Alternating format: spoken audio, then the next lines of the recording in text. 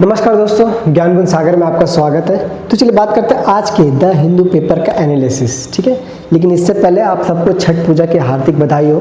ठीक है, आज छठ पूजा है, आज खंडना है शायद से, कल पहला अर्घ। तो आप सबको शुभकामनाएं, अच्छे से छठ पूजा सेलिब्रेट कीजिए। आज का करंट अफेयर देखिए, 2x में करके देखिए, लेकिन पढ़ाई का स्ट्रिक नहीं छूटना चाहिए। ठीक है, तो let's continue. So, Congress seek probe into एलाइसिस Adani investment, इसके बारे में थोड़ा देखेंगे। ठीक है, इसमें कुछ कमिटीज़ के बारे में जानेंगे। ओके, जो अपना पब्लिक अकाउंट कमेटी रहता है उसके बारे में जानेंगे, थोड़ा ज़्यादा इन्फॉर्मेशन है बस इसके बारे में। सीजन साइक्लोनिक स्टॉर्म, आज थोड़ा साइक्लोन मतलब ज्योग्राफी के कंसेप्ट को थोड़ा पढ़ेंगे। सॉरी, ज्योग्राफी में साइक्लोन के बारे में पढ़ेंगे, और साइक्लोन के ऊपर यूपीएससी ने प्रीवियस ईयर में क्या क्वेश्चन पूछे हुए उसके बारे में देखेंगे। Okay, season first set, oh same to same. Centre announce राष्ट्रीय विज्ञान पुरस्कार, राष्ट्रीय विज्ञान पुरस्कार के बारे में जानेंगे। यूपीएससी इसके ऊपर डेफिनेटली क्वेश्चन पूछेगा, प्रीलिम्स में नहीं तो मेंस में डेफिनेटली पूछेगा। ठीक है, तो इसके बारे में बात करेंगे। India largest hydro power project begins test run, इसके बारे में बात करेंगे। बीवेयर शुगर ट्रैप, ये थोड़ा आर्टिकल है अपना कि गर्मी में शुगर कंजम्पशन, जो हम आर्टिफिशियल शुगर लेते हैं, ठीक है, उसके ऊपर बात करेंगे। Google's AI drug discovery win scientific research, थोड़ा इसके बारे में बात करेंगे। Whale faeces is an important nutrient source, इसके बारे में बात करेंगे। यहाँ पे पोटेशियम के बारे में बात करेंगे। ठीक है, कि व्हेल का जो एक्सक्रीटा होता है उसमें क्या क्या नाइट्रोजन, फास्फोरस, पोटेशियम वगैरह क्या क्या होता है उसके बारे में देखेंगे। ठीक है, और वो कैसे रिसाइकलिंग करता है nutrients in ocean. Okay, so let's start the first article. Congress seek probe into the एलाइसिस Adani investment. अभी इसके ऊपर पॉलिटिकल न्यूज़ के ऊपर ना जाते हुए थोड़ा डिस्कस करते हैं कि एक्चुअली रिपोर्ट क्या है। रिपोर्ट ये है कि कांग्रेस ने एलिगेशन लगाया है किसके ऊपर, एलआईसी के ऊपर, कि पब्लिक अकाउंट कमेटी को अब सामने आना चाहिए और एलआईसी का अकाउंट जांच करना चाहिए। ठीक है, कि उसने अडानी में something around 3,400 crore, 33,000 crore, something around 33,000 crore का इन्वेस्टमेंट कर रहे, क्यों कर रहे हैं इसके ऊपर तो एलिगेशन लग रहा है। ठीक है, तो ऐसा तो पॉलिटिकल न्यूज़ ना जाते हुए थोड़ा इसमें पब्लिक अकाउंट कमेटी के बारे में बात करेंगे। ओके, तो Adani group following allegations misuse public fund potential government. ठीक है, तो कांग्रेस का तो यही रहता है कि उनको कोई मुद्दा चाहिए, उनको कोई मुद्दा चाहिए कि गवर्नमेंट के ऊपर थोपे। ठीक है, कुछ काम है तो नहीं फिलहाल। Congress party demand inquiry public account committee. Basically हम यहाँ पे पब्लिक अकाउंट कमेटी का डिस्कस करेंगे। ठीक है, पब्लिक अकाउंट कमेटी का डिस्कशन करें। देखिए, पब्लिक अकाउंट कमेटी जो है ये स्टार्टिंग में 1921 में आया था। इसका काम क्या रहता है, इसका काम रहता है जो भी कंसोलिडेटेड फंड ऑफ इंडिया है, ये है कैग का रिपोर्ट है, जो है ना कैग, कंट्रोलर ऑडिटर जनरल, ठीक है, उसका रिपोर्ट है, उसको रिव्यू करना, उसको जांच करना, उसको पार्लियामेंट में ये करना। ठीक है, मतलब प्रेसिडेंट को, प्रेसिडेंट फिर पार्लियामेंट में उसको रखते हैं, फिर उसके ऊपर डिस्कशन होता है। तो पब्लिक अकाउंट कमेटी में यूपीएससी ने 2 से 3 बार क्वेश्चन पूछा है कि इसके मेंबर्स कितने होते हैं। तो बेसिकली इसमें 22 मेंबर होते हैं। ठीक है, 22 मेंबर, उस 22 में से भी 15 कहाँ के रहते हैं, लोकसभा, कहाँ के, लोकसभा, और 7 कहाँ के रहते हैं, राज्यसभा। ओके, राज्यसभा के। अब ये कि ये जो मेंबर्स है इनका इलेक्शन कैसे होता है, इनका इलेक्शन होता है अपना लोकसभा से भी, राज्यसभा से, by proportional representation, proportional representation.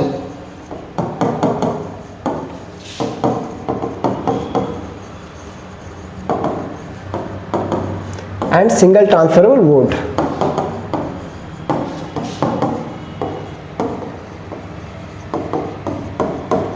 तो बेसिकली इसका काम वही रहता है कि जो कंसोलिडेटेड फंड ऑफ इंडिया है, ठीक है, जो पब्लिक अकाउंट है और अपना कैग का रिपोर्ट है, इन सबको रिव्यू करना, इनकी जांच करना।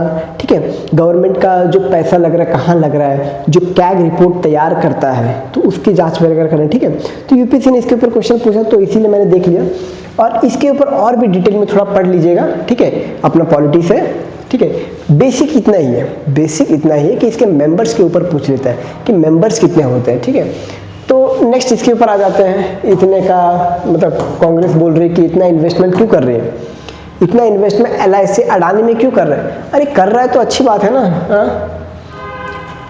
LIC को भी प्रॉफिट मिलेगा, वो प्रॉफिट से अपने इसको देगा, मतलब इन्वेस्टर्स है उनको देगा। ठीक है, key allegation, Washington post report, department of financial service, ये तो अपना ये है, वही क्या बोलते हैं पॉलिटिकल न्यूज़ है, उसके ऊपर ज़्यादा नहीं जाना। ठीक है, LIC denied any wrong doing, LIC बोलता है हमने ऐसा कुछ नहीं किया है, हमारा जो भी है गवर्नमेंट के थ्रू से नहीं, हमने कि गवर्नमेंट ने हम पे दबाव डाला है फिर हमने अडानी पे ये इन्वेस्ट किया है, हमारा पर्सनल है, हमारा पर्सनल लुकआउट है कि अडानी में इन्वेस्ट करेंगे तो प्रॉफिट आएगा। ठीक है, और वही प्रॉफिट को जो इन्वेस्टर्स हैं उनको हम देंगे। ठीक है, तो यही सब है, आप इसके ऊपर मत जाना, बस ये सब देख लेना। ठीक है, ये पब्लिक अकाउंट कमेटी के ऊपर पढ़ लेना। इसके साथ साथ पब्लिक अकाउंट कमेटी में उसके साथ और भी रहते हैं। ठीक है, एस्टीमेट कमेटी रहता है, तो एस्टीमेट कमेटी के ऊपर पढ़ लीजिएगा। ठीक है, और फिर मैंने बता दी कि न्यूज़ में है। ओके, नेक्स्ट ये है वही वाला है, कांग्रेस पार्टी।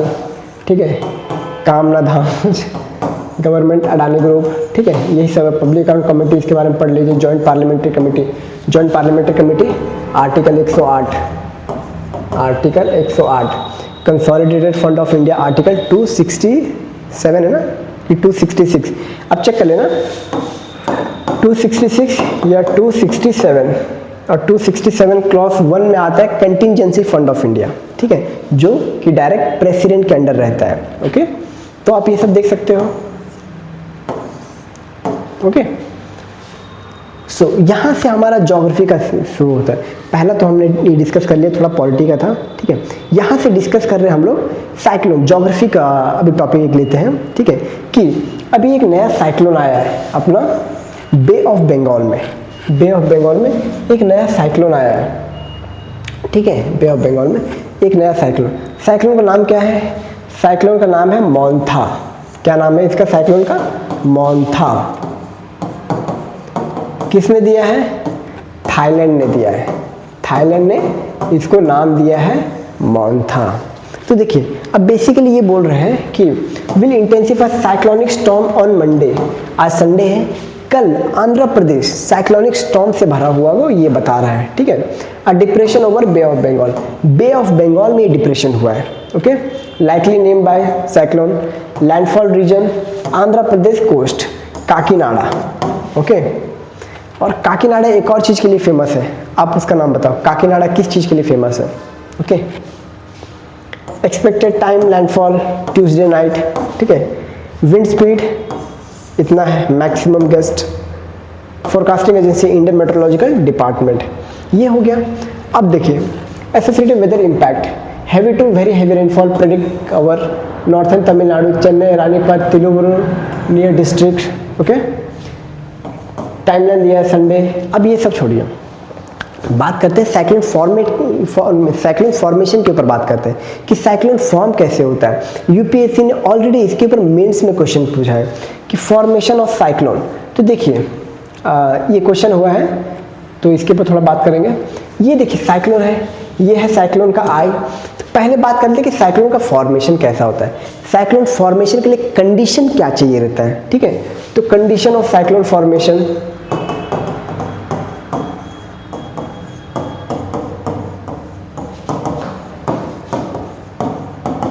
क्या है कंडीशन, सबसे पहला कंडीशन कि वार्म कंडीशन होना चाहिए, वार्म कंडीशन। क्योंकि अगर वार्म कंडीशन रहेगा तभी तो वहाँ पे लो प्रेशर रहेगा, लो प्रेशर रहेगा तभी तो जो एयर है ऊपर उठेगा। ठीक है, warm condition with minimum 27 degree Celsius, कितना 27 degree Celsius. Presence of ITCZ presence, ठीक है, ITCZ का प्रेजेंस होना चाहिए। ओके, नेक्स्ट सॉल्टी होना चाहिए, सॉल्ट का भी एक रेंज होना चाहिए, ये उतना आसपास होना चाहिए। ओके, नेक्स्ट और क्या हो सकता है, एब्सेंस ऑफ ITCZ हम ये बात करती है। और ये मेजरली ओशन का एक अच्छा खासा डेप्थ भी होना चाहिए, ठीक है, डेप्थ भी होना चाहिए अच्छा खासा। ओके, तो बेसिकली ये चार रीजन है अपना साइक्लोन के फॉर्मेशन का। अब साइक्लोन फॉर्मेशन में क्या होता है ना, एक आई का फॉर्मेशन होता है, साइक्लोन आई।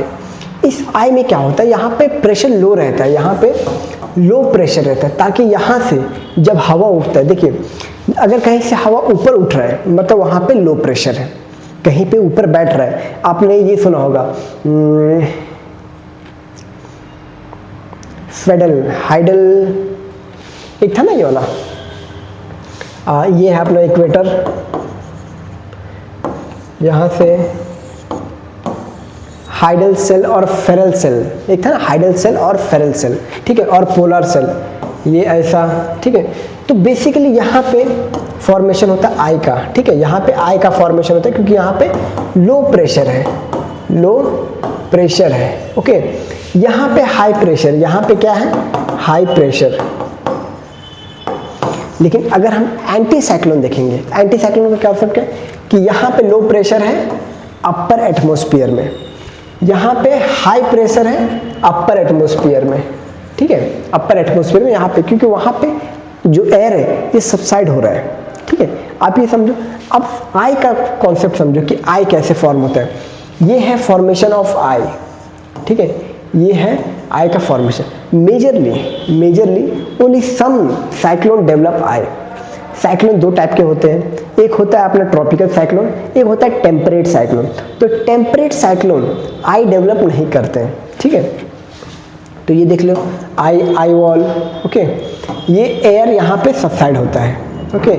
अब इसी के ऊपर यूपीएससी ने क्वेश्चन पूछा, jet stream occur northern hemisphere only. Jet stream तो दोनों साइड हो सकता है, कहीं भी हो सकता है jet stream, okay. Only some cyclone develops eye, ठीक है। The temperature inside eye cyclone nearly 10 degree lesser than that of surrounding. इससे पकड़ा जाता है कि ये गलत है। मैंने आपको क्या बताया, लो प्रेशर होता है, लो प्रेशर होता है तो क्या होता है, टेम्परेचर ज़्यादा रहता है। यहाँ पे लेसर नहीं, हायर टेम्परेचर, क्या रहेगा, हायर टेम्परेचर, क्योंकि हायर टेम्परेचर रहेगा तभी तो जो एयर है वो ऊपर उठेगा, ठीक है। और अगर एयर का जो वेट है ज़्यादा रहेगा, एयर तो सबसाइड होगा ना, वहाँ पे हो गया क्या, हाई प्रेशर हो गया, ठीक है, हाई प्रेशर। आपने हाइडल सेल और फेरल सेल के बारे में सुना होगा, ठीक है। तो ये क्या है, हायर, तो यहीं पे कट हो जाता है, तो ये कट, और दो सही लग रहा है क्योंकि यहाँ पे ओनली है, ठीक है। मेजरली ओनली वाले में दिखना चाहिए, क्योंकि देखिए jet stream occur in northern hemisphere, southern में भी हो सकता है। ओनली सम साइक्लोन्स, ये वाला एक्सट्रीम भी है, मॉडरेट भी है, some, not all cyclone, only some cyclone. तो सम है तो डेफिनेटली, क्योंकि टेम्परेट साइक्लोन, कौन सा साइक्लोन, टेम्परेट साइक्लोन में आई नहीं होता, टेम्परेट साइक्लोन में आई नहीं होता, ओके। सो ये है इसका सारांश। अब यहाँ पे हम थोड़ा देखते हैं कि मेट्रोलॉजी का प्रोसेस एक्सप्लेनेशन, कि जो साइक्लोन मोंथा आ रहा है आंध्र प्रदेश में, क्या आ रहा है, कैसे इम्पैक्ट करेगा, उसके ऊपर जानेंगे। इसके बाद हम जानेंगे साइक्लोन का नेमिंग के ऊपर, कि मोंथा नाम रखा किसने है, ठीक है, क्योंकि यूपीएससी नेमिंग के ऊपर पूछ लेते हैं कि इस साइक्लोन का नाम किसने रखा है, ठीक है।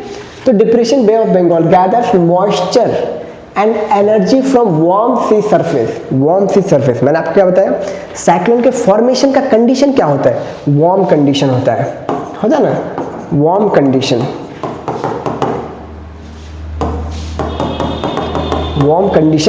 27 डिग्री सेल्सियस के आसपास temperature, with favourable condition, low wind share, जो मैंने यहाँ पे बताया, यहाँ पे लो विंड शेयर भी रहना चाहिए, मतलब एक और यहाँ पे लिख लीजिए, लो विंड शेयर, जो हवा का बहाव है साइक्लोन फॉर्मेशन के समय में कम होना चाहिए, okay. Low wind shear, high humidity होना चाहिए, मॉइस्चर होना चाहिए उस पर, ठीक है। Intensify into tropical cyclone, the Andhra Pradesh Tamil Nadu coast is a common cyclonic region during October November. यहाँ पे अक्टूबर नवंबर की बात क्यों कर रहा है, यहाँ पे अक्टूबर में, क्योंकि देखिए कुछ कुछ साइक्लोन जो होते हैं ये आपका जनवरी में भी आता है, मई में भी आता है कि नहीं, तो इसलिए हो रहा है। और अक्टूबर नवंबर में तो जो अपना ट्रॉपिक ऑफ कैंसर, ये तो ठंडी का मौसम है, नवंबर दिसंबर ये तो ठंडी का मौसम है, तब क्यों आ रहा है?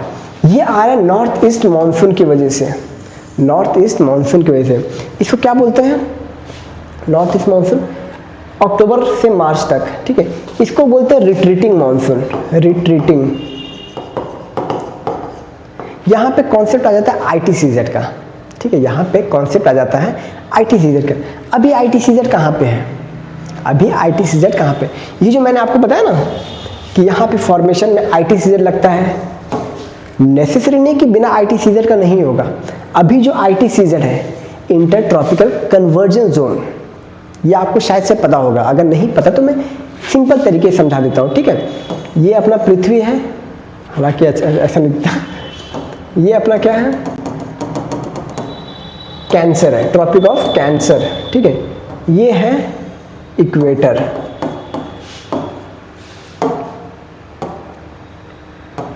Equator,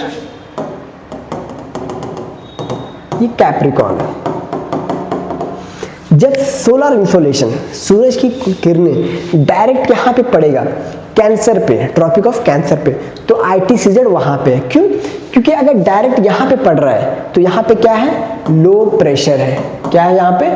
low pressure. मैं आपको एक इमेज दिखाता हूँ, इससे आपको ज़्यादा क्लैरिटी रहेगा, ठीक है।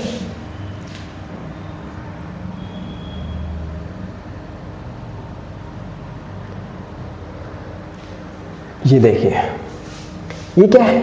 इक्वेटोरियल ITCZ है। जो हवा है ना यहाँ पे जाएगा, क्यों? यहाँ पे लो प्रेशर है, यहाँ पे हाई प्रेशर है, ठीक है। यहाँ पे क्या है? हाई प्रेशर है, तो हाई प्रेशर से लो प्रेशर की तरफ एयर जाता है। यहाँ पे क्या है? ये देखिए सब ट्रॉपिक है। यहाँ पे क्या है? यहाँ पे हाई प्रेशर है, हाई प्रेशर से लो प्रेशर की तरफ जाता है एयर, ठीक है। फिर लो प्रेशर से ऊपर उठ के फिर हाई प्रेशर में गिरता है, हाई प्रेशर में गिरने के बाद फिर से लो प्रेशर। तो ITCZ जो है ना, ITCZ फॉर्मेशन, साइक्लोन फॉर्मेशन में अच्छा काम करता है। लेकिन ITCZ अभी यहाँ पे है, मतलब दिसंबर आने वाला है, मतलब वो ट्रॉपिक ऑफ कैप्रिकॉर्न पे जाएगा, ठीक है। अभी यहाँ पे ITCZ नहीं है, ओके। तो only some condition require ITCZ for the formation of cyclone. क्योंकि साइक्लोन मॉन था तो ITCZ की वजह से नहीं हो रहा है, ये तो डेफिनेटली है। क्योंकि ITCZ कहाँ पे है? अभी ITCZ अभी इक्वेटर के नीचे है, इक्वेटर के अभी नीचे है। और ये कहाँ पे हो रहा है? ये हो रहा है अपना आंध्र प्रदेश में, ओके। ये हमने बात किया, ठीक है। अब देखिए, अब नेमिंग के ऊपर जाते हैं कि साइक्लोन्स का नेम कैसे रखते हैं। देखिए स्टार्टिंग में जो नेम रखना शुरू किया था, और ये क्यों रखते हैं ये मैं आपको बाद में बताता हूँ, इजी रखने के लिए, एडमिनिस्ट्रेटिव प्रोसेस इजी रखने के लिए, ताकि किसी को अगर बताना हो तो तुरंत बताए, रिकॉर्ड्स रखने के लिए, ठीक है, तो इसके लिए रखा जाता है। तो बेसिकली शुरुआत हुआ था 1980s के अराउंड, समथिंग अराउंड, ठीक है, साइक्लोन्स का नेमिंग शुरू हो गया था। तो इनिशियली इंडिया, बांग्लादेश और भी ये सब जो कंट्री, म्यांमार, थाईलैंड, ठीक है, ये सब ने स्टार्ट किया ताकि साइक्लोन्स को नेम दे सके, ठीक है। तो World Meteorological Organisation under the United Nation coordination cyclone naming through regional committees, regional committees मतलब जिस रीजन पे है वहाँ पे उस साइक्लोन का नामिंग। जैसे साइक्लोन ऑल ओवर वर्ल्ड बहुत जगह पे है। इंडिया में जो साइक्लोन, उसको इंडियन साइक्लोन्स बोले, मतलब उसको साइक्लोन्स बोला जाता है। अगर साउथ अफ्रीका में साइक्लोन है तो उसको क्या बोलते हैं? विली विली बोलते हैं ऑस्ट्रेलिया में, सॉरी साउथ अफ्रीका जो है ये अपने इंडियन ओशन में ही आता है, तो इसको क्या बोला जाता है? इसको साइक्लोन ही बोला जाता है। अगर ऑस्ट्रेलिया में तो इसको विली विली बोला जाता है, ठीक है, विली विली। और अगर अमेरिका में है तो इसको हरिकेन्स बोला जाता है। क्या बोला जाता है? हरिकेन्स। एंड अगर जापान में है, ठीक है, जापान में इसको टाइफून बोला जाता है। तो एक मैप देखते हैं,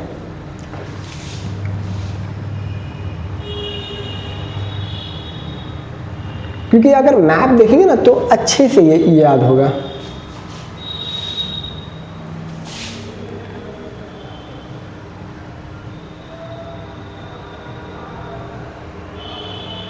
ये देखिए क्या बोला जाता है यहाँ पे साइक्लोन ही बोला जाता है, साइक्लोनिक स्टॉर्म। जापान के आसपास टाइफून बोला जाता है। क्या? टाइफून। और ऑस्ट्रेलिया के बाद जो है ना इसको विली विली बोला जाता है, यहाँ पे लिखा हुआ नहीं बट विली विली बोला जाता है, ठीक है। यहाँ पे अमेरिका में हरिकेन्स बोला जाता है, ओके। एक और है क्या,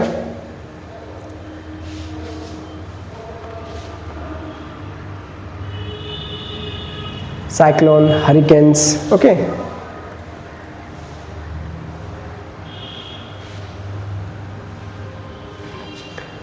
तो ये हो गया। अब यहाँ पे देखते हैं, there are 5 main tropical cyclone basing in the world, North Atlantic and Eastern Pacific, ठीक है, named by National Hurricane Centre USA, USA में क्या है, हरिकेन्स है। Western Pacific named by Japan Meteorological Agency, और यहाँ पे क्या, इसको टाइफून बोला जाता है। Indian Ocean named by IMD, ठीक है, India. South West Indian Ocean named by Mauritius Madagascar. South Pacific Australian region named by regional Fiji and Australia, ठीक है। तो अलग अलग रीजन है, अलग अलग रीजन पे अलग अलग नाम दिया जाता है, ओके। सो इनिशियली देखो 13 countries under World Meteorological Organisation, ठीक है, ये क्या है, World Meteorological Organisation panel tropical cyclone, ठीक है, बे ऑफ बंगाल की बात की जा रही है। टोटल 13 कंट्री से अभी इनिशियली 8 कंट्रीज ने शुरू किया था, 8 कंट्रीज ने इनिशियली शुरू किया था। अब टोटल 13 कंट्रीज है जो इंडिया में, जो इंडियन ओशन है, यहाँ पे साइक्लोन्स को नाम देते हैं, ठीक है। कोई दाना साइक्लोन्स आया था समथिंग अराउंड जनवरी, हाँ इसी साल के जनवरी में आया था दाना साइक्लोन, ठीक है। दाना के बाद आया मिचोंग आया। अभी जो है ये है मोन्था, इसका नाम किसने दिया है, इसका नाम थाईलैंड ने दिया है, ठीक है। ये है meteorological centre for North Indian Ocean, IMD is responsible for naming cyclones, issuing warnings, ठीक है।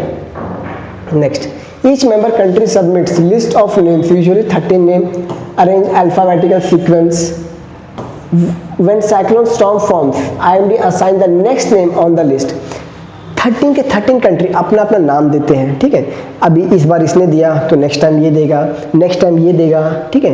ऑलरेडी नेम डिसाइडेड है, सबका पारी पारी से आ रहा है कि अभी इसने नाम दिया, फिर जापान नाम दे, सॉरी जापान तो कहीं और का नाम देगा, फिर बांग्लादेश देगा, बांग्लादेश के बाद ओमान देगा, ओमान के बाद सऊदी अरेबिया देगा, सऊदी अरेबिया के बाद UAE देगा, ठीक है। तो ये है ओनली 1, और उस नाम को एक ही बार कंसिडर किया जा सकता है, फिर दूसरा नाम सोचना पड़ेगा। और ऐसा माना जाता है कि नाम जो है ना 8 लेटर्स का होना चाहिए, 8 से कम भी हो सकता है, ज़्यादा नहीं, ठीक है। ये था। नेक्स्ट, रीज़न क्या है, कम्युनिकेशन के लिए, कि तुरंत कम्युनिकेट हो सके कि भाई देखो मोन्था साइक्लोन आया है, साइक्लोन का नाम मोन्था है, मोन्था साइक्लोन आया है, ठीक है, या मिचोंग आया है, या दाना साइक्लोन आया है, ऐसे करके बात कर सकते हैं कम्युनिकेशन के लिए। Easier for media and public understand warning, ठीक है। Preparedness, improve disaster management awareness, record keeping main इसके लिए रखा जाता है कि ये वाला साइक्लोन कब आया, समझे, ऐसा करके बता सकते हैं। Next, terrace cultivation. यहाँ पे टेरेस कल्टीवेशन सिर्फ इमेज था, तो मैंने सोचा कि थोड़ा सा कल्टीवेशन के बारे में बात भी कर लेंगे इसी बहाने। वर्ल्ड में अलग अलग जगह पे जो अलग अलग टाइप का झूम कल्टीवेशन होता है ना, उसके ऊपर भी बात कर लेते हैं, ठीक है, क्योंकि यूपीएससी ने इसके ऊपर क्वेश्चन पूछे हुए हैं, ओके। तो terrace cultivation also called step farming is an agriculture practice adopted hilly mountainous terrain where flat terrace carved into slopes create level planting surface। मतलब अगर ऐसा है, ठीक है, तो यहाँ पे ऐसे ताकि उसको एक लेवल बनाया जाए, वहाँ पे खेती बाड़ी करें, क्योंकि ऐसे बहुत से रीजन हैं अपने इंडिया में भी जो कि माउंटेनियस रीजन है। जिससे आप नॉर्थ ईस्ट चले जाओ तो वहाँ पे मणिपुर आ गया, नागालैंड आ गया, अरुणाचल प्रदेश आ गया, यहाँ पे मेजरली जो है ना ये माउंटेनियस एरिया है, और माउंटेनियस एरिया में वैली फ्लैट लैंड बहुत कम होते हैं, तो फार्मर्स को ऐसे कंडीशन बनाना पड़ता है कि फार्मिंग कर सके, ठीक है, फार्मिंग करने के लिए बनाना पड़ता है, ठीक है। तो ये हो गया। अब यहाँ पे ये पढ़ेंगे कि इंडिया में कौन कौन से टाइप का फार्मिंग होता है। तो सबसिस्टेंस फार्मिंग होता है। सबसिस्टेंस फार्मिंग में बेसिकली अपने लिए प्रोड्यूस किया जाता है कि मैं मेरे लिए प्रोड्यूस कर रहा हूँ, मेरे फैमिली के लिए, फैमिली मेंबर्स के लिए प्रोड्यूस कर रहा हूँ, ठीक है। झारखंड, उड़ीसा में मेजरली यहाँ पे आपको ऐसा नहीं कि Jharkhand is the largest producer of rice, नहीं, कभी नहीं आएगा कि Jharkhand is the largest producer of wheat, कभी नहीं आएगा। क्यों? जितना पॉपुलेशन उतने अपने के लिए ये करते हैं, उसके बाद ये बेचते उसमें भी बिलीव नहीं करते, सेलिंग वगैरह पे बहुत कम। ये सबसिस्टेंस हो गया। Commercial farming, produce grow for sale and profit. ये मेजरली आपको पंजाब, हरियाणा, उत्तर प्रदेश, महाराष्ट्र यहाँ पे दिख जाएगा, ठीक है। कमर्शियल फार्मिंग, क्योंकि आप देखते हो कि वीट बेसिकली बहुत ज़्यादा आपको कहाँ से मिलेंगे, उत्तर प्रदेश और पंजाब, हरियाणा यहाँ से मिल जाएंगे, ठीक है। Mechanised, market oriented, high input use, यहाँ ये लोग बहुत फर्टिलाइजर यूज करते हैं, क्यों, इनको बेचने के लिए बनाना पड़ता है, ठीक है। Punjab wheat and rice, Haryana cotton, Maharashtra sugar cane. Plantation farming, plantation farming basically ये रहता है ना कि जैसे टी हो गया, जैसे दार्जिलिंग में टी हो गया, ठीक है, तो इस सब चीज़ के लिए होता है। मोनोकल्चर, यहाँ पे सिर्फ एक, जैसे अगर केरला चले तो वहाँ पे मोस्टली बनानास हो गया, कोकोनट हो गया, तो प्लांटेशन फार्मिंग होता है, ठीक है। तो मेजरली बनाना वगैरह होता है, तो उनका ये लोग फार्मिंग करते हैं। Intensive capital and labour use, export oriented, ये मेजरली एक्सपोर्ट करते हैं। जैसे दार्जिलिंग में जो टी है, दार्जिलिंग का टी, ठीक है, कॉफी इन कर्नाटका, रबर इन केरला, ये है plantation farming. Mixed farming, Punjab Haryana western, यहाँ पे क्या करते हैं, कॉम्बिनेशन ऑफ क्रॉप्स, अलग अलग क्रॉप्स लगाते हैं, इससे सॉइल के लिए बेनिफिशियल भी होता है। कोऑपरेटिव फार्मिंग, कोऑपरेटिव फार्मिंग के ऊपर यूपीएससी ने ऑलरेडी एक बार क्वेश्चन पूछा हुआ है। कलेक्टिव फार्मिंग, ठीक है, कॉलकॉस टाइप, कॉमन ओनरशिप, स्टेट और community found in socialist country, जैसे रशिया हो गया, ठीक है। कलेक्टिव फार्मिंग कॉलहोस टाइप, ठीक है, farmer USSR, China, commune system, okay. Next intensive farming, small land area, high inputs and labour, multiple cropping and irrigation used, basically आपको झारखंड में देखने को मिल जाएगा, ठीक है।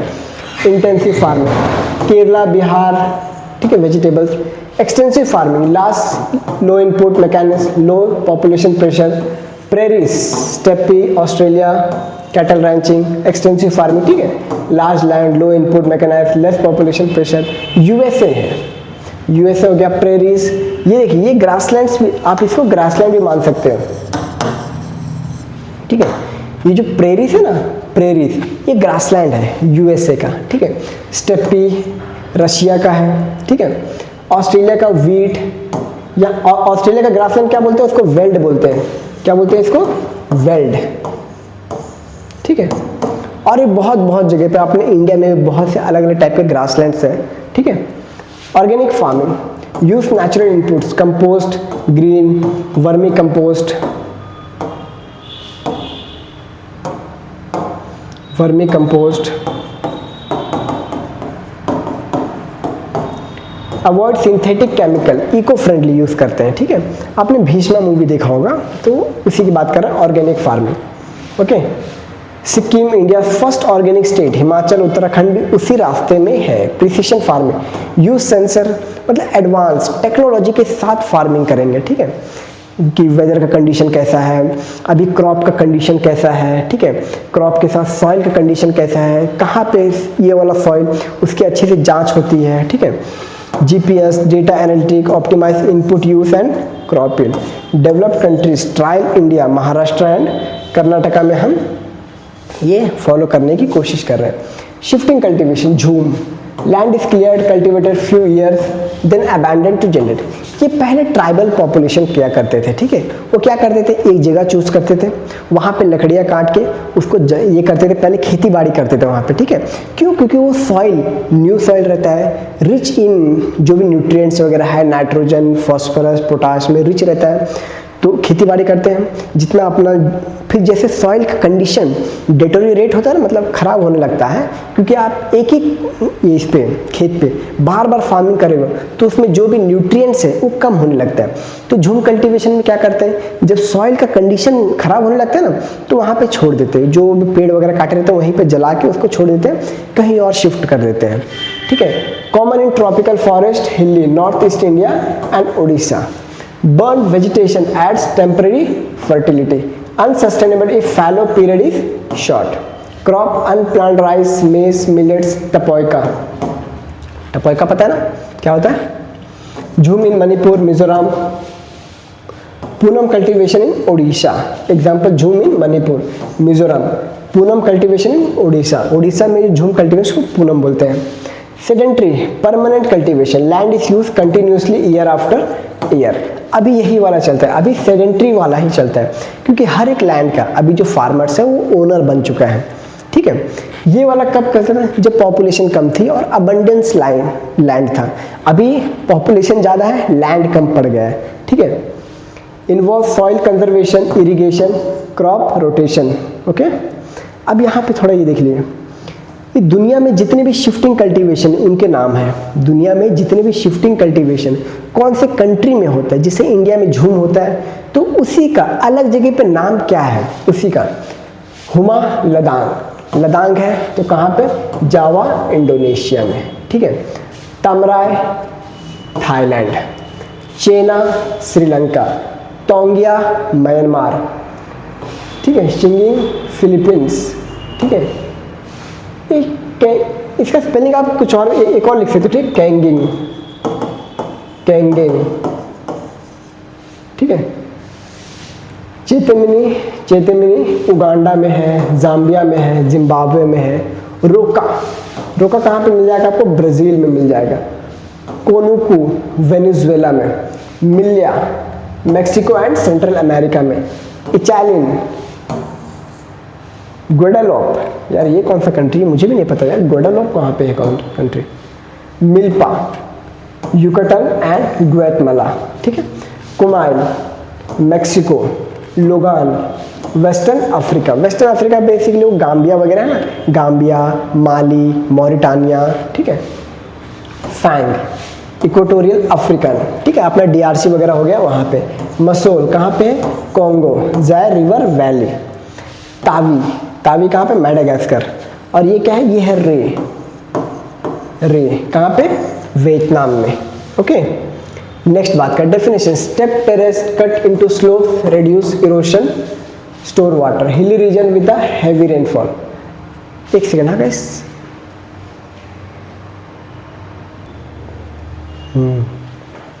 कैमरे का एंगल थोड़ा बदल गया था, वही ठीक कर रहा था, ओके। तो नेक्स्ट बात कर रहे हैं हम लोग, टेरेस कल्टीवेशन हो गया। हाँ, मेजरली यहाँ पे क्या प्रोड्यूस होता है, ये है टेरेस कल्टीवेशन, आप देख सकते हो। ये आपको मेजरली कहाँ पे, सेनापति मणिपुर में, एग्जांपल सेनापति मणिपुर, ये आप देख सकते हो कि कहाँ पे हो रहा है। उत्तराखंड, हिमाचल, ये आपको पेरू जैसे कंट्री में मिल जाएंगे, पेरू, ठीक है, पेरू जैसे कंट्री में मिल जाएंगे आपको। अब वही इंडो गैंजेटिक प्लेन में क्या होता है, इंटेंसिव फार्मिंग होता है, राइस, व्हीट, शुगर केन। अब यहाँ पे देख सकते हो शुगर केन का लार्जेस्ट प्रोड्यूसर कौन है, तो शिफ्ट होता रहता था, ठीक है। अभी उत्तर प्रदेश है, ओके। डेक्कन प्लेटू में rain fed dryland farming, millets, pulses, oil seeds. North east hilly, shifting terrace cultivation north east में, जैसे अपना मणिपुर हो गया, नागालैंड हो गया, ठीक है। यहाँ पे शिफ्टिंग कल्टीवेशन अभी भी प्रेवलेंट है, अभी भी चलता है यहाँ पे, ठीक है। Upland rice, maize, ginger. Western Rajasthan arid farming, bajra, pulses. Coastal region plantation, paddy farming, rice, coconut, spices, rubber. Himalayan region terrace horticulture, okay. Next, sharp drop in the complaints receive by Lokpal. अभी देखिए लोकपाल के बारे में थोड़ा बात करेंगे कि लोकपाल, देखिए लोकपाल का फॉर्मेशन जो लॉ होता है वो 2013 में आ जाता है, लेकिन इसका जो चेयरपर्सन है ये 2019 तक मतलब उसका अपॉइंटमेंट नहीं होता है। तो एक्चुअल हम बोल सकते हैं कि लोकपाल जो है ये 2019 में आया है। कब आया है, 2019 में, जब अन्ना हजारे ने दिल्ली में प्रदर्शन किया था, जिसके साथ केजरीवाल भी था कि करप्शन के खिलाफ ये करेंगे, और खुद ही करप्टेड माइंड का लिकर स्कैम, आप देख सकते कितने कितने स्कैम है, लिकर स्कैम है और क्या कौन कौन सा वो है, लिकर स्कैम था, और हवा महल जो अपना बनाया है, शीश महल जो बना रहा था, और भी कितने सारे स्कैम इसके नाम पे हैं, ठीक है। कितनी बार जेल में गया, शायद से 2-3 बार, ठीक है। तो करप्शन मिटाने आया तो खुद ही करप्ट करने लगा यार। लोकपाल लोकायुक्त 2013 में आए थे। इंडिपेंडेंट एंटी करप्शन ऑम्बड्समैन, इनका काम था कि जो भी कोई करप्शन कर रहा है, हाई लेवल अथॉरिटी, उनके लिए एक ऑम्बड्समैन था, मतलब कि उनको सजा देना है, क्योंकि छोटे मोटे कुछ बॉडी रहते हैं और ये इंडिपेंडेंट काम करते हैं, किसी सरकार के नीचे नहीं। ये सरकार को भी कटघरे में खड़ा कर सकते हैं, ये सरकार को भी कटघरे में खड़ा कर सकते हैं, ठीक है। At central level to investigate corruption allegation against prime minister पे लोकपाल कर सकता है, यूनियन मिनिस्टर्स पे, मेंबर ऑफ पार्लियामेंट पे, सीनियर पब्लिक ऑफिशियल्स पे लोकपाल कर सकता है, group A group B officers, ठीक है, जो आईएएस ऑफिसर्स वगैरह हो गए उनके ऊपर भी। ऑपरेशन सिंस मार्च 2019, मैंने आपको बताया ना 2013 में एक्ट बन गया था, अन्ना हजारे ने जो किया था अपना, तो 2013 में बन गया था, लेकिन इस एक्ट को लागू लाने के लिए 2019 में आया, ठीक है, तो बहुत समय हो गया था। Lokpal mean to be institution successor of public pressure from 2011-13 anti corruption movement. Okay, अब ये देखिए, ये बता रहा है कि 2019 में जब आया, ये डेटा है, ठीक है, तो इनिशियल फेज फ्यू हंड्रेड कुछ केसेस आए, ठीक है, केसेस आए, उसके ऊपर जांच पड़ताल किया, इंस्टीट्यूशन न्यू फंक्शनली। 2020 में 1500 केसेस आए, ग्रेजुअल इंक्रीज। 2021 में 2300 केसेस आए, 2300 स्टडी एंगेजमेंट, पीक 2400 केसेस आए, और अभी 2023 से 25 में शार्प डिक्लाइन, सिर्फ 233 केस, सिर्फ 233 केस इस साल 2023 से 25 के बीच में इतने सिर्फ केसेस आए, ठीक है। तो क्या है इसका जो लोकपाल का, अभी लोकपाल न्यूज़ में था, क्यों बोल रहा था कि हमारे जो मेंबर्स हैं इनको लग्जरी कार्स दिया जाए। अरे क्यों भाई, आपको करप्शन रोकने के लिए लाया गया है कि करप्शन करने के लिए? तो यहाँ पे क्या कि लोकपाल का जो वैल्यू है क्या वो गिर रहा है, उसका सिग्निफिकेंस क्या वो गिर रहा है, उसी के ऊपर थोड़ा बात करेंगे। Cumulative total 6995 complaints till now, ठीक है, receive till now. 90% complaints were receive during first 4 years, पहले 4 साल में 90% केसेस आए, ठीक है।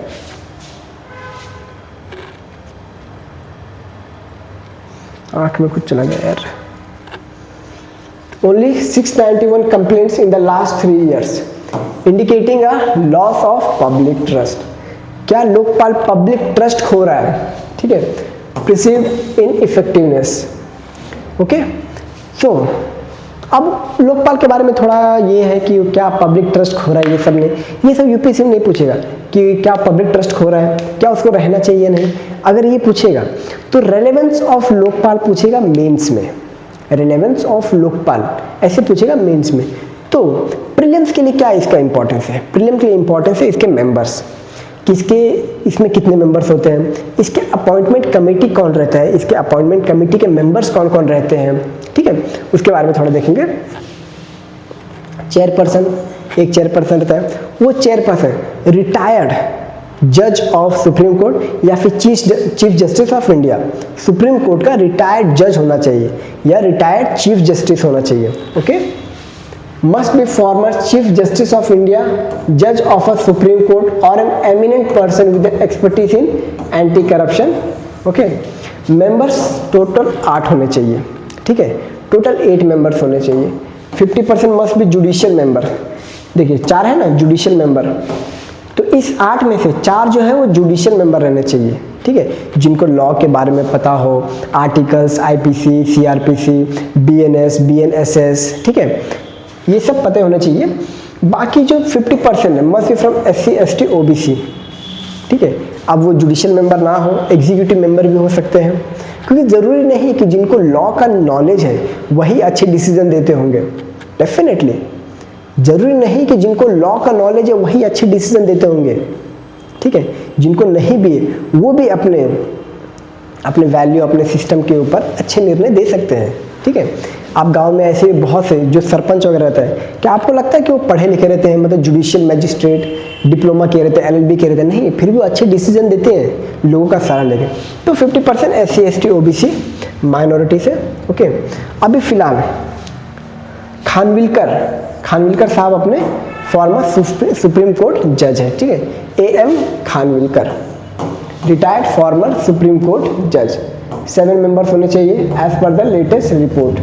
तो 1 vacancy remains, include judicial and non judicial member, हमने इसके बारे में बात कर ली, ठीक है।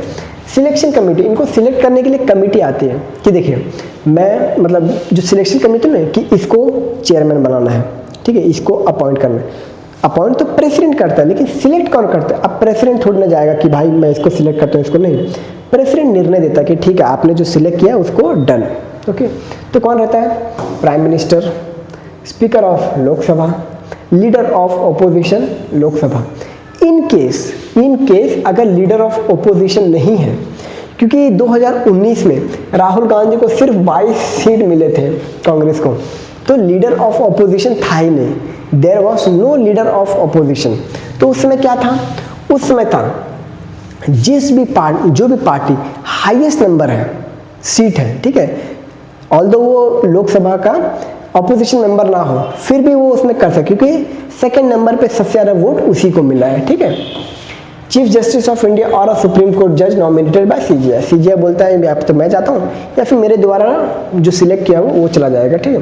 वन एमिनेंट जूरिस्ट, ठीक है, कोई भी nominated by the president on recommendation of the 4th member committee.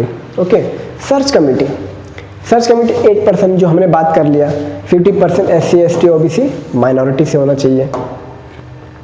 Appointment president of India 5 साल के लिए और 70 साल तक, ठीक है, 5 साल के लिए या तो 70 साल, अगर 70 साल पहले हो गया तो रिटायर, नहीं तो 5 साल तक वो राज करता रहेगा, ठीक है। फॉर एग्जाम्पल कोई बंदा 67 की एज में अपॉइंट होता है as a chairperson of Lokpal, तो वो कितने साल के लिए रहेगा? सिर्फ 3 साल के लिए रहेगा, क्यों? उसका 70 साल कंप्लीट हो गया, ओके। और अगर 63 के लिए हुआ तो कब तक रहेगा? 68 तक रहेगा, ठीक है। नेक्स्ट, ये हमने बात कर लिया। Lokpal direct to CBI. हाँ, लोकपाल किसको किसको डायरेक्ट करता है? क्योंकि लोकपाल खुद ही थोड़ी ना जाएगा कि भाई मैं लोकपाल हूँ, मैं तुझे गिरफ्तार करने आया हूँ, नहीं, लोकपाल भी जजमेंट दे देता है कि एक काम करो, इसने ऐसा ऐसा, हमने इसका जांच कर लिया है, ये कन्विक्टेड पाया गया, इसको गिरफ्तार करो, इसको इसके ऊपर कार्रवाई करो, ये करो, वो सीबीआई करता है, ठीक है। His power similar to civil court under code of civil procedure, summoning, enforcing attendance, examining person on oath, requiring discovery and production of document, receiving evidence on affidavit. तो ये सब पावर है लोकपाल के, ठीक है, लोकपाल के चेयर में ये सब काम कर सकता है। सेम टू सेम पेस्ट हो गया था। Lokpal can authorise prosecution of public servant, can authorise मतलब सीबीआई को बोल सकते हैं कि आप इसको ये करो, ठीक है, prosecution of public servant. It can recommend disciplinary action against corrupt officer, prosecution wing assist initiating legal procedure, however as noted it was operationalized only June 25 ऐसा मेजर डिले। आप देख रहे हो लोकपाल में कितना डिले हुआ है, लोकपाल में कितना डिले हुआ है, ठीक है। तो बहुत लोगों ने उंगली उठाए कि क्या लोकपाल आएगा तो सच में वो न्यूट्रल होके काम करेगा, वही पूछा जा रहा है। तो उसका रिलेवेंस भी अगर आपको यूपीएससी में पूछेगा कि लोकपाल का रिलेवेंस क्या, तो आप क्या बोलेगे? Low case disposal, low case only 289 preliminary inquiries ordered out of 6955 complaints, फिर 289 कंप्लेंट्स के लिए ये इंक्वायरी ऑर्डर दिया है। अब देख रहे हो कितना कम है। Minimal prosecution only 7 prosecution section till 25, only 7, तो इसका रेलेवेंस तो कम दिख रहा है ना। Delayed setup, prosecution wing notified 12 years after law enactment, transparency gap, no annual report uploaded since 2021-22। Annual report कुछ है ही नहीं इसका, जो काम ही कम है। देखो 289 प्रिलिमिनरी इंक्वायरीज ऑर्डर, तो काम कैसे हो सकता है? कंप्लेंट्स तो बहुत आते हैं। Extra vision controversy, purchase 7 BM cars due criticism for misuse of public fund. अब ये क्या बोलता है कि 7 BMW कार्स हमारे मेंबर्स को दो, BMW कार्स। भाई पैसे पेड़ पे उगते हैं क्या? फिर तो कल मैं भी बोलूँगा कि मैं भी मतलब मैं बन के आया हूँ काम वाम करके, फिर हर कोई जो जज रहेगा वो बोलेगा फिर तो मैं भी बनना चाहूँगा लोकपाल का। कंप्लेंट ड्रॉप, ठीक है। लोकायुक्त, अब जो वहाँ पे हुआ वही स्टेट लेवल पे होता है, ठीक है। लोकपाल होता है तो लोकायुक्त स्टेट लेवल पे होता है, same to same. Establish Lokayukta within 1 year by the governor of state on the advice of chief minister, speaker, leader of opposition, chief justice of high court. जो हमने वहाँ पे सिलेक्शन कमेटी देखा था ना, प्राइम मिनिस्टर होता है, leader of opposition, speaker of Lok Sabha, same to same, speaker, leader of opposition, chief justice of high court, ठीक है, eminent jurist, okay, state minister, MLA, state government official. तो ये कुछ लोकायुक्तास है, ठीक है। अभी ऑलमोस्ट सारे स्टेट में है, कहीं कहीं पे नहीं है, ठीक, कहीं कहीं पे नहीं है, ओके। बट यूपीएससी ने पूछा है कि कहाँ पे नहीं है, कहाँ पे नहीं। फंक्शंस पूछेगा, मेंबर्स पूछेगा, ठीक है। Some states already had their own Lokayukta laws before 2013, जैसे कि महाराष्ट्र में पहले से लोकायुक्त था, ठीक है। नेक्स्ट अचीवमेंट्स क्या है इसके? Institutional framework for anti corruption at national state level, cover highest office. ये कोई अचीवमेंट थोड़ी नहीं, ये तो इसके फंक्शंस बता रहे हो, क्योंकि अभी तक अचीवमेंट कुछ हुआ ही नहीं। Limitation, delayed implementation, functional gap, क्योंकि इसको लागू होने में 5 साल और लग गए थे। 2013-14 में बना था, 2013 में बना था, 2019 में इसके मेंबर्स अपॉइंट हुए। तो डिलेड इम्प्लीमेंटेशन, वीक ऑटोनॉमी, बहुत कम autonomy, depends on the central government, staff and finance, इसका खुद का स्टाफ नहीं है, ये सीबीआई को बोलते जाके इंक्वायरी करो, ठीक है। Procedural rigidities, many complaints dismiss due to technicalities, no prosecution wing for decades, several limited. जो प्रोसिक्यूशन विंग है ये अभी 2025 में आया है, 2025 में आया है, देख रहे हो, प्रोसिक्यूशन विंग 2025 में आया है लोकपाल का। opaque functioning, lack of public access, decision and reports, no significant convention, questionable deterrence effect, okay. हो गया। अब बात करते हैं, अब दूसरा टॉपिक पे आते हैं। तो हमारा ये खत्म होता है प्रोसीजर, क्योंकि ये सब लिमिटेशंस है, ये सब क्या है? लिमिटेशंस है लोकपाल के, ओके। तो आप मेंस में ये लिख सकते हो कि क्या क्या लिमिटेशंस है, क्या लिमिटेशंस नहीं है, इसका रिलेवेंस क्या है, इसका रिलेवेंस क्या है। तो ये सब पॉइंट्स आप मेंशन कर सकते हो, ओके। तो नेक्स्ट टॉपिक पे जंप मारते हैं। नेक्स्ट टॉपिक क्या है? विज्ञान पुरस्कार। विज्ञान पुरस्कार, अभी अक्टूबर आ गया, अब विज्ञान पुरस्कार दिया जाएगा, ठीक है। मतलब जिनको इनको दिया जाने वाला है वो आ गए, ठीक है, इनका नाम आ चुका, अब इनको दिया जाएगा, ठीक है। सैटरडे इनका नाम आ चुका है, सैटरडे को मतलब कल इनका नाम आ चुका है, अब इनको दिया जाएगा, ठीक है। राष्ट्रीय विज्ञान पुरस्कार, लिटरली नेशनल साइंस अवार्ड। पहले अपने इंडिया में क्या होता था? भारत रत्न होता था, पद्म विभूषण, पद्मश्री, ठीक है। अब होगा विज्ञान रत्न, मतलब जो साइंटिफिक फील्ड में जो बहुत अपना कंट्रीब्यूशन देते हैं उनके लिए अब होगा, ठीक है। ये है जयंत विष्णु नर्लिकर, इनको इस बार विज्ञान रत्न दिया जाता है। विज्ञान रत्न लाइफ टाइम अचीवमेंट है, लाइफ टाइम अचीवमेंट होता है ना, जैसे क्रिकेट में भी लाइफ टाइम अचीवमेंट होता है, बॉलीवुड में भी दादा फाल्के साहब अवार्ड लाइफ टाइम अचीवमेंट है, ठीक है। तो ये दिया जाएगा। Technology launch by the union minister of science and technology in 2023 में, जस्ट 2000 मतलब 2 साल पहले लॉन्च हुआ है, ठीक है। Outstanding contribution in science. Next, RVPs are divided into 4 main categories, each represented distinct level contribution and career stage science and technology। अब देखिए ये है वो सारे अवार्ड्स। विज्ञान रत्न सेम एज पद्म विभूषण, ठीक है, सेम एज पद्म विभूषण, क्योंकि भारत रत्न तो किसी को मिल सकता है, साइंस में जो बहुत किया हो उनको विज्ञान रत्न ना देके भारत रत्न दे सकते हैं, है कि नहीं। तो Vigyan Ratna life time achievement in science and technology, okay. Eminent scientist posthumous possible, अगर कोई मरा हुआ साइंटिस्ट भी है उनको भी दे सकते हैं, जैसे फॉर एग्जांपल जो अभी जिनको मिला है इनका मई में डेथ हो गया था, ठीक है।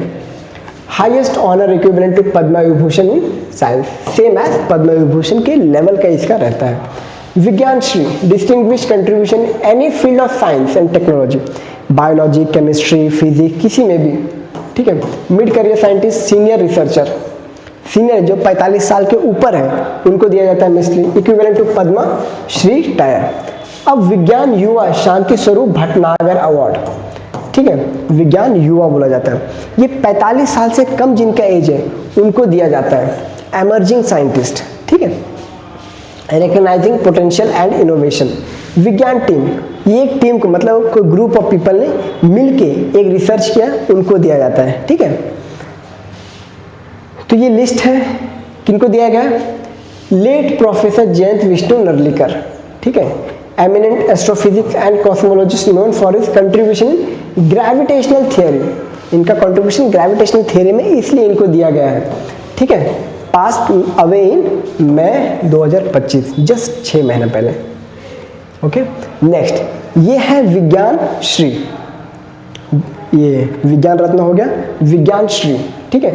अब इसमें टोटल 8 मेंबर के नाम हुए हैं। Gyanendra Pratap Singh agriculture science. देखिए यूपीएससी, बीपीएससी, एमपीपीसीएस, एनपीएससी ऐसे क्वेश्चन पूछेगा कि महान एमजे को किस फील्ड के लिए दिया गया है। क्या उनको इंजीनियरिंग के लिए दिया गया है, या क्या उनको स्पेस साइंस के लिए दिया गया है, या क्या उनको मैथमेटिक्स एंड कंप्यूटर के लिए दिया गया है। तो राइट आंसर इज ये। इस प्रकार का क्वेश्चन पूछेगा यूपीएससी। ठीक है, तो ये पूरा लिस्ट है। Yusuf Mohammad Sheikh atomic energy, K Thangaraj biological science, Pradeep Thalappil chemistry, Aniruddha Ballacharya Pandit engineering science. ठीक है, आप ये लिख सकते हो। ये वाला लिस्ट थोड़ा लंबा है, इसमें टोटल 14 रेसिपिएंट है। ठीक है, ये लिस्ट थोड़ा लंबा है। ओके, नेक्स्ट है ग्रुप, जो ग्रुप में टीम को देता है। तो CSIR अरोमा मिशन को दिया गया है, recognized for its work in promoting floriculture, जो फ्लावर वगैरह होता है ना, तो उसके लिए। Aroma based agro industries supporting farmers livelihood advancing, नए नए प्रकार के जो फूल उगाते हैं उस फूल से जो इनकम आएगा, ठीक है, उस पे कि ये फूल ने एक अच्छा कंट्रीब्यूशन दिया है हमारे साइंस के फील्ड में, तो उनको दिया जाता है। ठीक है, अब ये सब कुछ है कि सिलेक्शन प्रोसेस क्या होता है। तो ministry of science and technology overseas award principal scientific adviser to the government, India place central coordinating role. राष्ट्रीय विज्ञान पुरस्कार कमेटी का एक कमेटी बनाई जाती है जिसके तहत सिलेक्ट किया जाता है कि किसका कितना अच्छा कंट्रीब्यूशन है। ठीक है, जैसे नोबेल प्राइज में होता है ना कि सिलेक्ट करते हैं, लिस्ट आता है नाम का। ठीक है, तो इस प्रकार दिया जाता है। Senior scientist, secretary from science department. Okay, ये है। Next administration and selection process. हमें सेम तो अभी पढ़ा ना, हाँ सेम तो पढ़ा हमने जस्ट अभी। नेक्स्ट, तो ये हो गया हमारा, हमने पुरस्कार के बारे में डिस्कस कर लिया, टाइप्स ऑफ पुरस्कार के बारे में डिस्कस कर लिया। एज गैप, विज्ञान श्री, ठीक है, विज्ञान युवा। विज्ञान युवा में क्या है, 45 साल से जिनका काम है सिर्फ उन्हीं को मिलेगा विज्ञान युवा। विज्ञान टीम के बारे में हमने पढ़ लिया।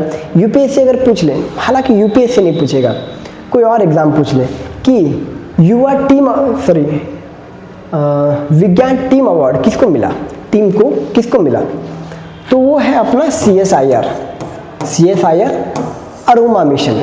ओके, सो नेक्स्ट में जब मारते हैं। अभी देखिए ये आर्टिकल उतना इंपॉर्टेंट है नहीं एग्जाम पर्सपेक्टिव, ये खाली यही बता रहा है कि गर्मी आते ही जो आर्टिफिशियल जो शुगर रहता है, ठीक है, आर्टिफिशियल शुगर कंज्यूम कर लेते हैं, वो हेल्थ पे नेगेटिव इम्पैक्ट डालता है। जैसे ठंडी आ गया तो स्प्राइट का डिमांड बढ़ गया। स्प्राइट अमेरिकन है, ठीक है, स्प्राइट अमेरिकन है, याद रखिएगा। ट्रंप ने टैरिफ लगाया 50%।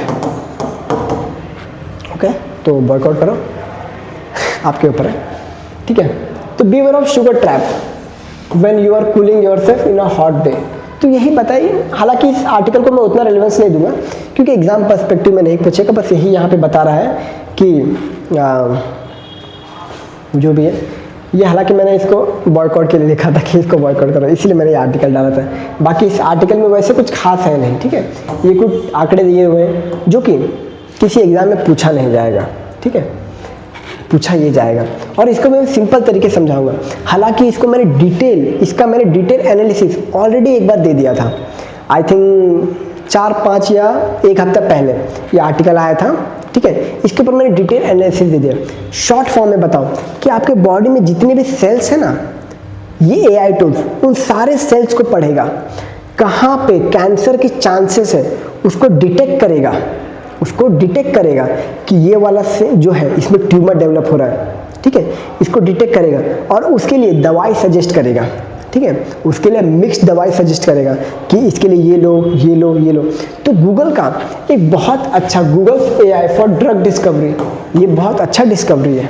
ठीक है, तो यही लिखा है background and context, Google deep mind Google, जो मैंने समझाया वही है, बस यहाँ पे नाम पढ़ लीजिए। ठीक है, cell to sentence scale 27 billion scale, बहुत से सेल्स पढ़ेंगे। Cell to sentence, large language model 27 billion parameter. आप देख रहे हैं 27 बिलियन पैरामीटर्स, 1 बिलियन कितना होता है, तो 27 बिलियन पैरामीटर्स है।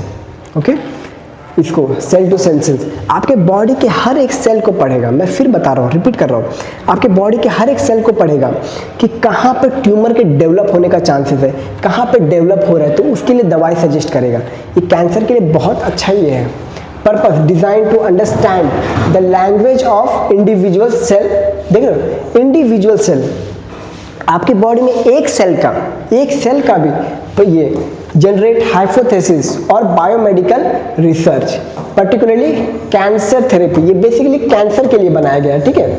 Integrating AI into hypothesis generation, accelerating drug discovery and scientific innovation.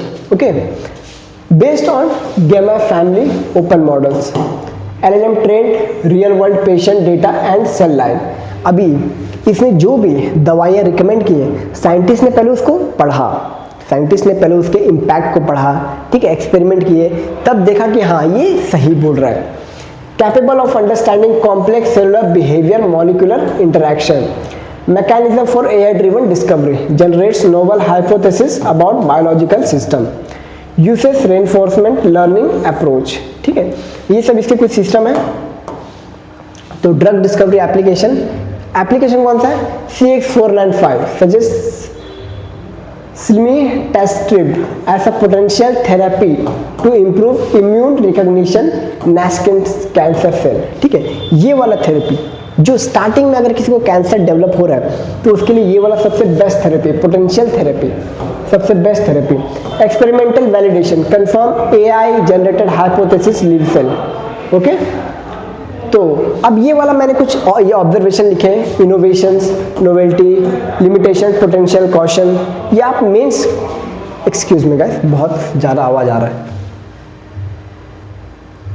हाँ, तो क्या बात करते हैं, AI सजेस्टिंग, मतलब ये आप मेंस के लिए लिख सकते हो, ठीक है। तो प्रीलिम्स में इसका उतना कुछ काम है नहीं। Drug discovery, AI driven drug represent could reduce cost and time for therapeutics, large language model can assist scientists in literature review, hypothesis generation, pattern recognition। तो आप ये सब देख सकते हो। ओके, गूगल C2 स्केल, देखिए सिंपल तरीके से एक बार फिर से समझ लीजिए, ठीक है। गूगल C2CS स्केल क्या था? ये cell to sentence scale illustrate that AI can augment scientific discovery, particularly complex data-rich domain like cancer biology, while AI accelerate hypothesis generation. Experimental validation remains crucial. LLM are tools enhance human creativity, ठीक है।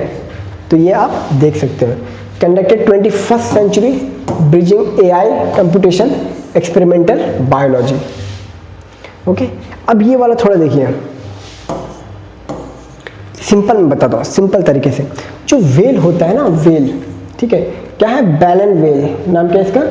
Balen well, ठीक है, Balen Wales. अब ये बता दें कि ये ओशन के लिए क्यों इतना क्रूशियल है। इसका जो एक्सक्रीटा रहता है, ठीक है, इसका जो मतलब जो भी इसका निकलता है खाने के बाद जो निकलता है, इसका एक्सक्रीटा जो भी रहता है, वो जो अपर ओशन सरफेस है उसके लिए कितना बेनिफिशियल होता है। ये देखिए, जो बैलेंस शिप रहता है, मोस्टली ऑल वेल्स क्या खाते हैं? छोटी मछलियाँ खाते हैं। ये बड़ी मछली नहीं खाते, जो रहते हैं छोटी मछलियाँ खाते हैं। क्या खाते हैं? क्रिल्स खाते हैं। ये इतना छोटा रहता है, क्या खाते हैं? क्रिल्स खाते हैं। फिर यही से जब पचाने के बाद जो होता है, तो यही सब जो निकालते हैं ये लोग, एक्सक्रीटा जो रहता है, वही ऊपर जो कोरल्स हैं, ठीक है, और भी जो ऊपर फाइटोप्लैंक्टन्स है, क्या है? फाइटोप्लैंक्टन्स, उनके लिए बेनिफिशियल रहता है ये उनके लिए बेनिफिशियल रहता है, ठीक है। Analysis of faces, urine, baleen whales, quantify how whales recycle nutrients in marine ecosystem. Nitrogen and phosphorus essential for phytoplanktons grow. Whale act mobile nutrient recycle. ये मोबाइल न्यूट्रिएंट रिसाइकल करता है। न्यूट्रिएंट कैसे recycle होता है? क्रिल्स में भी nutrients हैं, ठीक है, क्रिल्स में न्यूट्रिएंट है, लेकिन ये न्यूट्रिएंट डायरेक्ट फाइटोप्लैंक्टन में कैसे जाएगा? क्योंकि फाइटोप्लैंक्टन तो क्रिल को नहीं खाएंगे ना, क्रिल्स खाते हैं फाइटोप्लैंक्टन्स को। क्रिल्स क्या करते हैं? जो फाइटोप्लैंक्टन्स होते हैं, ज़ूप्लैंक्टन्स होते हैं ना, ज़ूप्लैंक्टन्स, फाइटोप्लैंक्टन्स, उसके बाद थोड़े बड़े फिश आते हैं, वो फिर बड़े फिश इनको खाते हैं, फिश शार्क आता है, ये सब आते हैं, ठीक है। तो जो एनर्जी रिसाइकल कैसे होती है? जो ये फाइटोप्लैंक्टन्स खाते हैं, फिर इसको कौन खाता है? वेल खाता है। वेल का जो एक्सक्रीटा होता है वो जब बाहर आता है तो उसको जो फाइटोप्लैंक्टन्स होते हैं, एल्गे होते हैं, वो एब्जॉर्ब करते हैं, ठीक है। तो ऐसे चलता है पूरा system. Nutrient contribution, nitrogen phosphorus from whale excreta, देख रहे हो, whale excreta act as a fertilizer for phytoplankton, same जो मैंने बोला, ठीक है। तो next, Google's quantum advantage leap, ये वाला आर्टिकल मैंने डिटेल में डिस्कस किया हुआ है, ठीक है। ये वाला आर्टिकल मैंने डिटेल में डिस्कस किया हुआ है, समथिंग अराउंड 16 अक्टूबर को किया था, ये 16 अक्टूबर का आया था, डिटेल में एक्सप्लेन किया हुआ है। और ये भी H1B वीज़ा के ऊपर मैंने कम से कम 10 बार से भी ज़्यादा डिस्कस कर लिया है, H1B वीज़ा के बारे में, यूएस का, और अलग अलग वीज़ाज़ के बारे में बताया, L1 वीज़ा बताया, ठीक है। तो मैंने इसको ऑलरेडी बहुत बार डिस्कस कर लिया है, ओके।